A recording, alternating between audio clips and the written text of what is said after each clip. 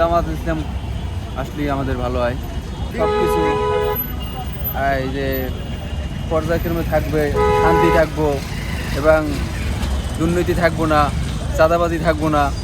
আমি মনে করি যে সব দলই ভালো, বিএনপিও ভালো, ইসলামী দলও ভালো। যে দলই আসুক, জনগণ যে দলটাই পছন্দ করে সে জনগণের মতে হবে। বিএনপি দেশের জন্য কাজ করেছে, জামাত দেশের নতুন সরকার গঠন করবে, জামাতও কাজ করবে, এটা কোনো সন্দেহ না। জামাতও ভালো, নিঃসন্দেহে ভালো, বিএনপি ভালো, জামাতও ভালো। বাংলাদেশের মানুষ আগের থেকে অনেক সচেতন।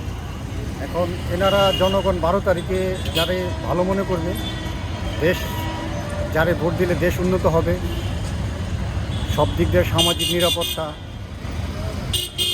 মাদক, সন্ত্রাস, ইফটিজিং এগুলি যারা নিয়ন্ত্রণ করতে পারবে এবং যেসব দলের নেতারা এই সব প্রতিশ্রুতি বাস্তবায়ন করতে পারবে, আমার মনে হয় জনগণ সেদিকে। পাঞ্জাবের জগতে একটি বিশ্বস্ত নাম শাবাব এথনিক ওয়্যার। ইসলামিক দল আসলে বেটার হয়, যেমন কি আপনার আহলে সুন্নাতুল জামাত সুন্নি একটা দল আছে, ওনারাই আসতে পারে।